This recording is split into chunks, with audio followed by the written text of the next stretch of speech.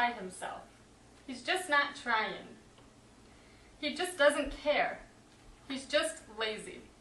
I'm sure many of you have heard those statements come from a teacher's mouth or a parent. It may not have been directed to you, but you have heard it. I know I have heard many of times, if I would just apply myself, you could do it. A teacher from New York, Diana Nygaard, says, sometimes a label can give a child a predisposed attitude of whether he will amount to anything in school. The label itself can cause a child to believe he cannot rise above his characteristics and difficulties. A label of being lazy is not only a derogatory statement to the child, but it can also be life-changing to the child in a negative way. We're going to discuss 3 reasons why you should not label a child as being lazy. The first one being developmental coordination disorder. Learned helplessness and neurodevelopment dysfunction are the 3 that we're going to discuss. Developmental coordination disorder is, here's a quote from MedPlus.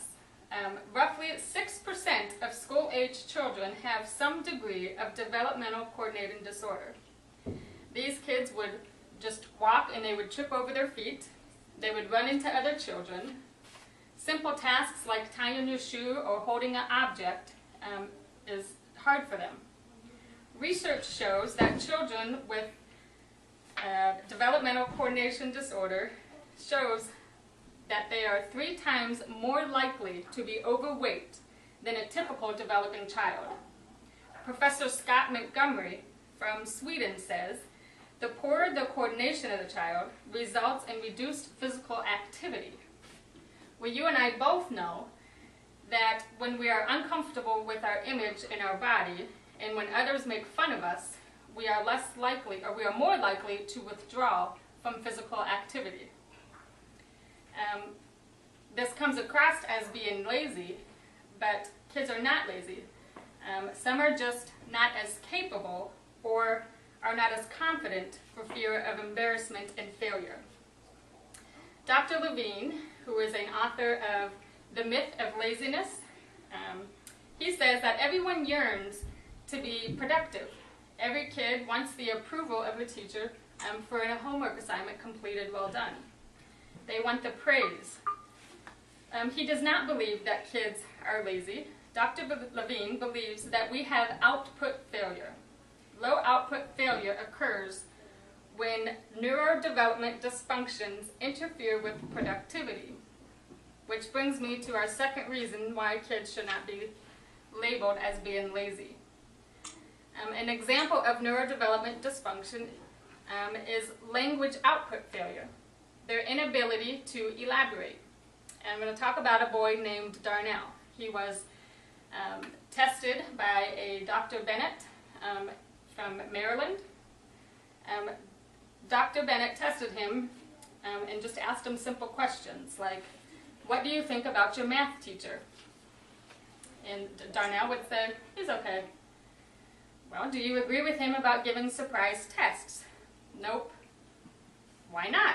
Not fair. What's not fair? A lot of things. Darnell was failing to use language as a tool for extending, linking, and developing ideas. It wasn't that Darnell was lazy and didn't want to talk.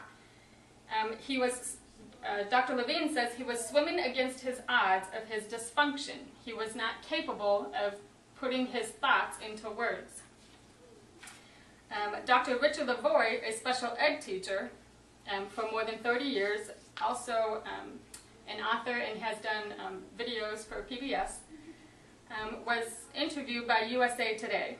And here is one of his questions. You say that when you first started studying motivation, you discovered that what you thought about it wasn't really true. Like what? Dr. Lavoie says, well, I used to, and many teachers do, brand kids as lazy.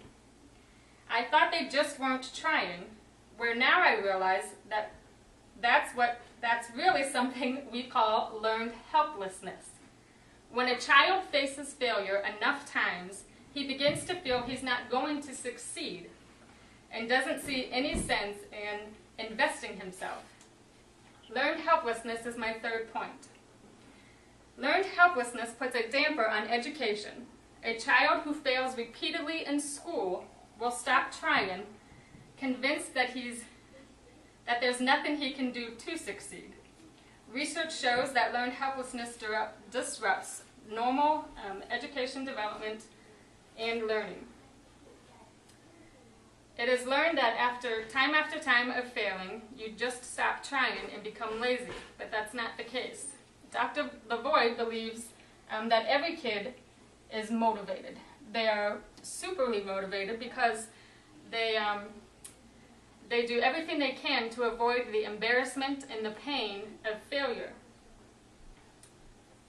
Like tasks as reading in front of the class or playing on the playground. Kids will make fun of them because they may walk funny or do things differently or maybe aren't able to communicate properly. Dr. Lavoie says they're motivated because they do anything they can to avoid these things. So it's not being lazy, it's just they avoid the embarrassment and just situations that would cause them to be embarrassed.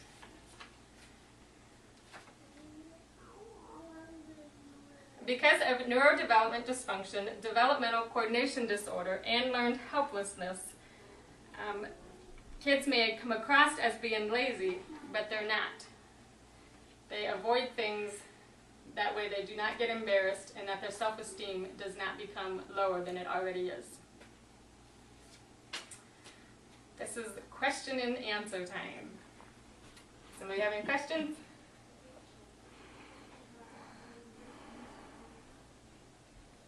I need at least two. Is that just a certain age group, or are they at a certain age when they act like this? Or Dr. Richard Lavoie says that it's not just in kids, it can go all the way up through adults. Most of the studies they did are with kids, school-aged kids, but it says it can go all the way up into adulthood. If they're not helped through therapy or certain activities that would help them to learn how to cope with these disabilities, then it will last all the way into adulthood.